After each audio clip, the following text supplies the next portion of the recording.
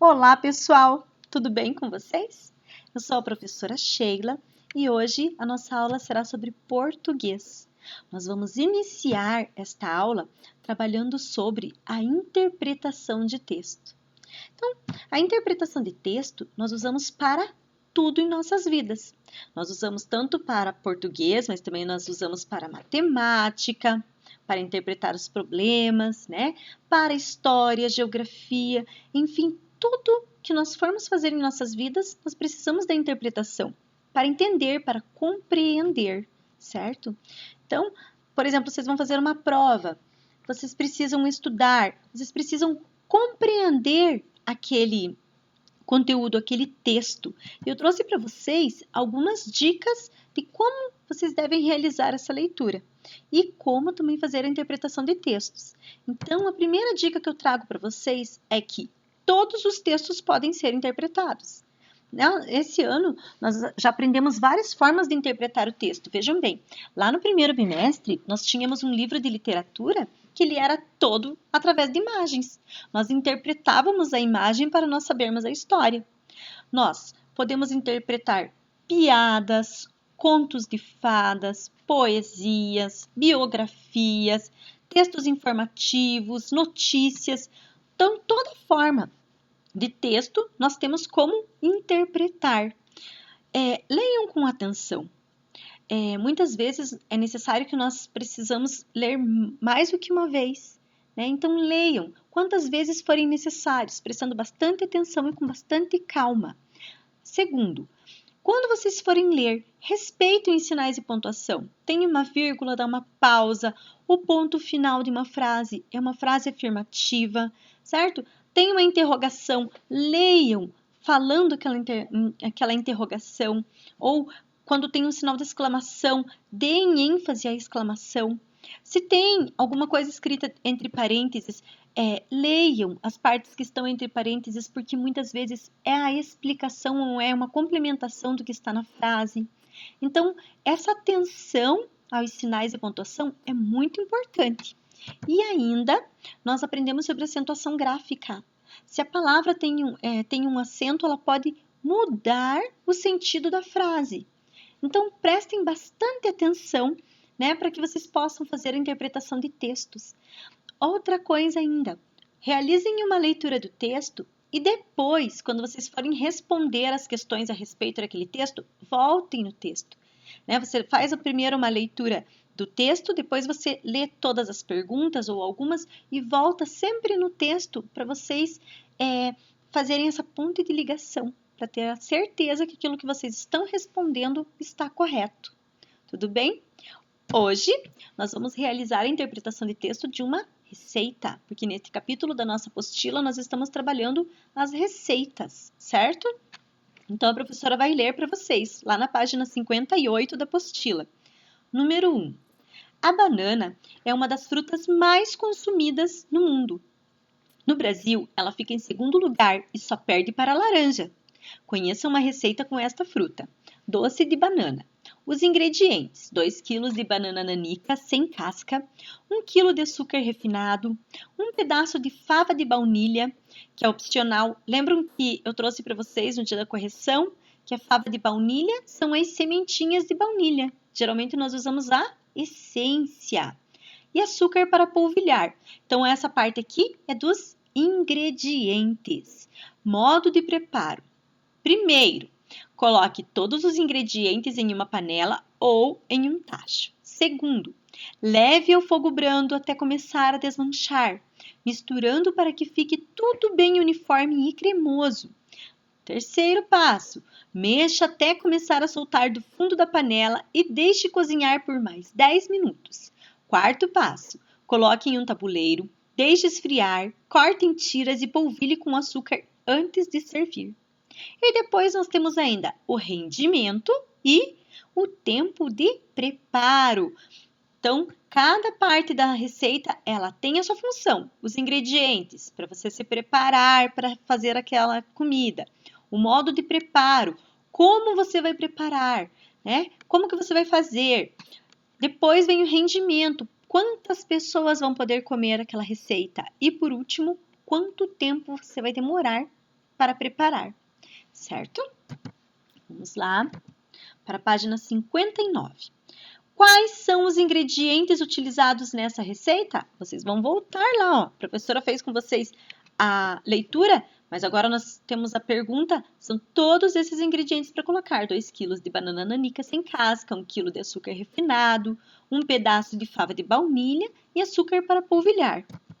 Número 4. Qual é o principal ingrediente da receita? Volta lá. Como que é o nome da comida? Doce de banana. Qual é o principal ingrediente da receita? É açúcar? É baunilha ou é a banana? Número 5.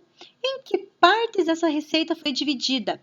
Vejam bem, nós temos aqui ingredientes, nós temos o modo de preparo e ainda mais 2 informações, o rendimento e o tempo de preparo.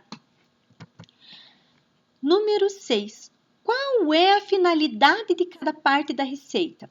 A professora explicou para vocês, né? Os ingredientes é para você se preparar com tudo que vai precisar.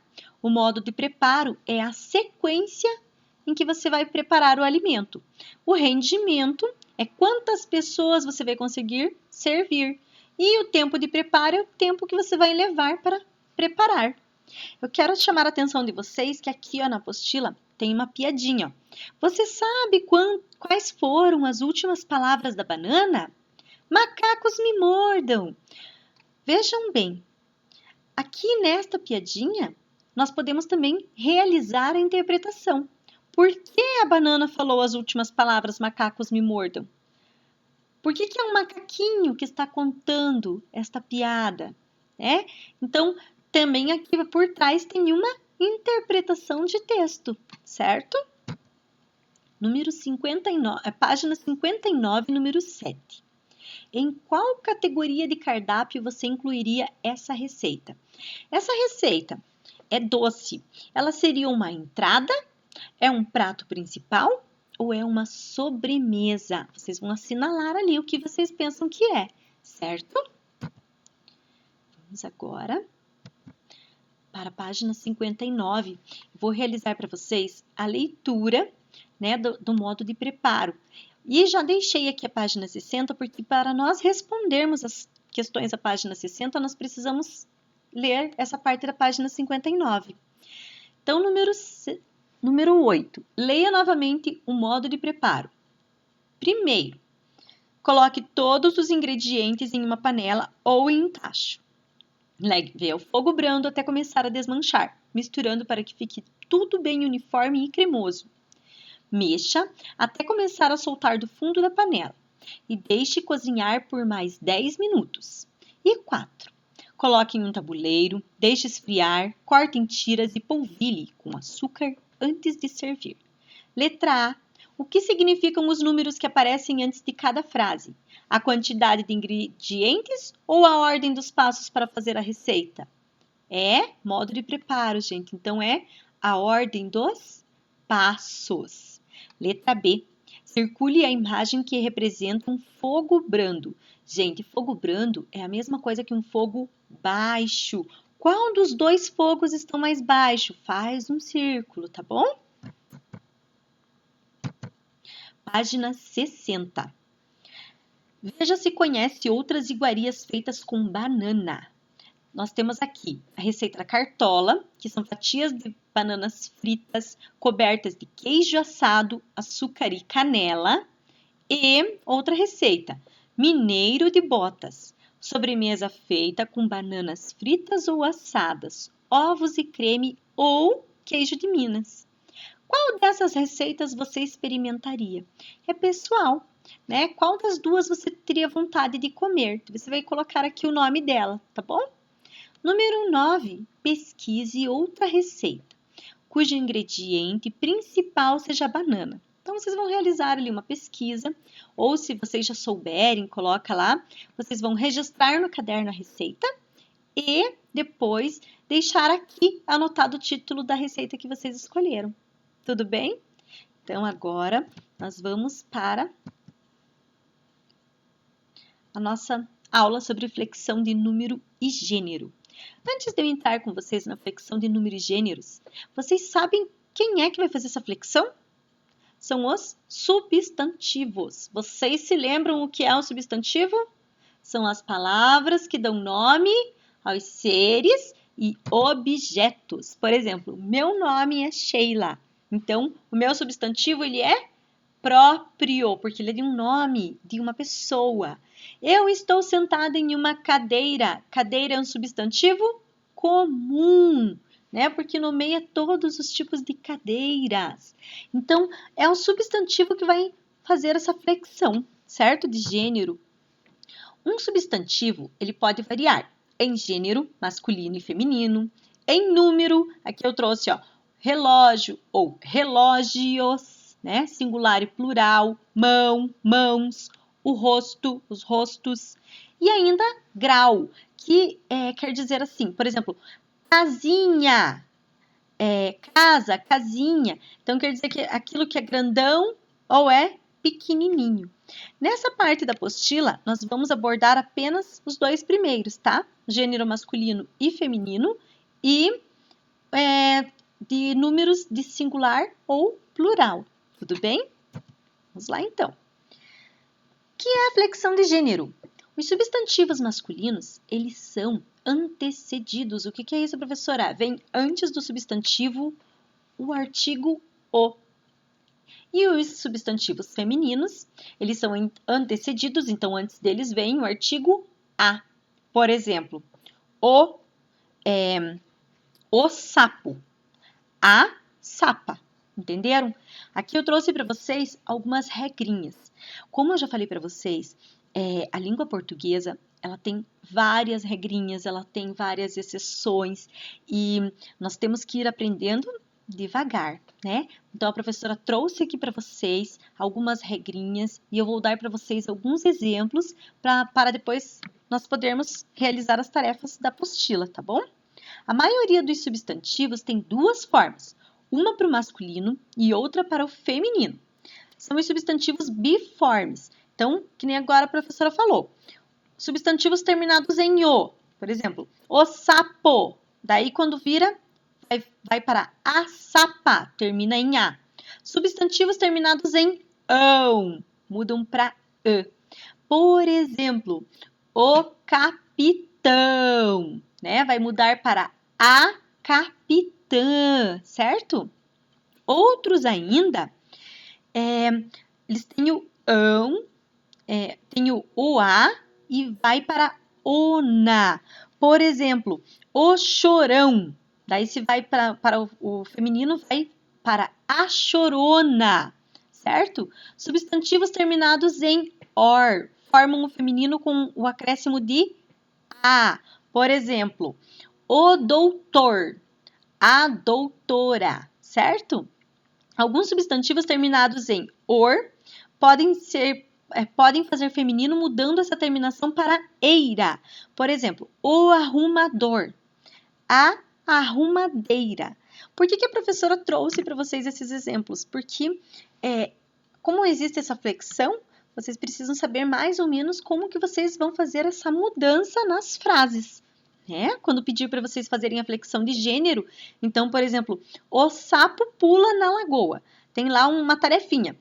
Passe para o feminino. A sapa pula na lagoa, certo? É assim que vocês têm que fazer a flexão. Agora, vou explicar para vocês a flexão de número, singular e plural. Então, os substantivos, quando eles estão no singular, a caneta, né? É uma caneta. Se nós temos mais do que uma caneta, nós podemos escrever as canetas. Então, vai para o plural, certo? Atenção, a página 61 nós não vamos realizar, porque era para nós realizarmos juntos, né? Mas, infelizmente, nós não podemos estar juntos lá na sala. Então, nós vamos direto para a página 62, tá bom? Então, abram lá a apostila na página 62. Flexão em gênero e número. Número 1. Leia algumas dicas para o consumo da banana. A. A folha da bananeira serve para embrulhar postas ou filés de peixe que vão ser preparados na grelha. B. Se a banana estiver muito mole, mas não estragada, ela pode ser aproveitada em bolos, vitaminas ou doces. Como ficariam as frases da atividade anterior se as palavras em destaque tivessem no plural? Reescreva-as fazendo as adequações necessárias. Então, aqui, ó, vocês têm que reescrever essa primeira frase. Ó. A folha da bananeira serve para embrulhar postas ou filés. Vocês precisam combinar a frase toda. Não é somente essa... Vejam bem, ó, aqui está pedindo para vocês passarem as palavras em destaque para o plural. Mas vocês precisam fazer uma concordância na frase inteira. Então, por exemplo, as folhas da bananeira servem para embrulhar postas ou filés de peixe que vão ser preparados na grelha, certo? Tudo que se refere à palavra grifada precisa ir para o plural. Se as bananas estiverem muito moles, mas não estragadas, elas podem ser aproveitadas em bolos, vitaminas ou doces. Entenderam? Então, quando vocês passarem o substantivo para o plural, acompanhem no restante da frase, ok? Número 3.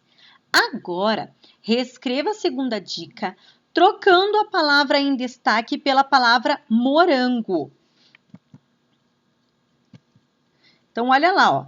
É a letra B que nós precisamos copiar aqui na número 3. No lugar de banana, nós vamos colocar morango. Se o morango estiver muito mole, mas não estragado, ele pode ser aproveitado em bolos, vitaminas ou doces, certo? Olha lá. E o número 4.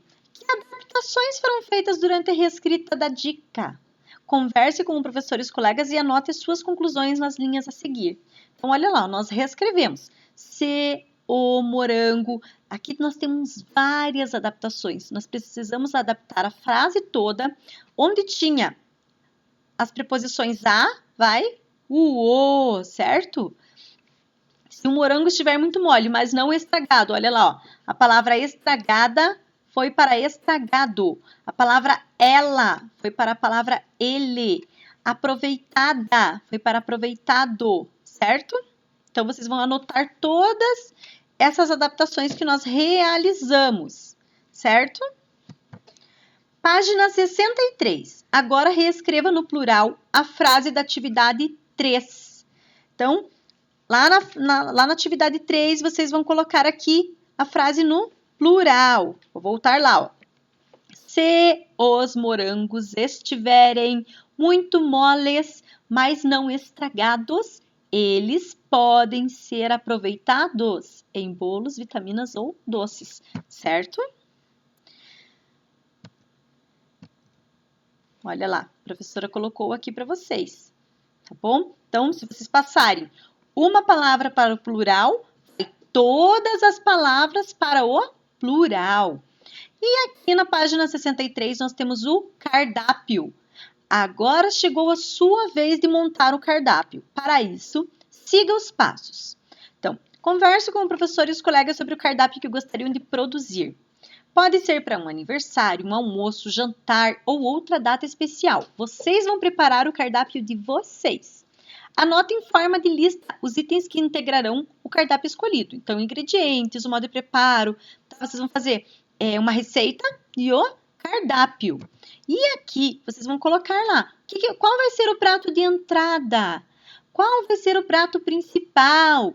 O que vai ter de sobremesa? E quais são as bebidas? E ainda vocês têm que dar aqui um título, né? Se vocês pegarem, frutos do mar, né? Vou fazer um cardápio italiano, vou fazer um cardápio francês. Aí é vocês que vão colocar, tudo bem? E por último, após a escrita, avalie o seu cardápio considerando as questões a seguir.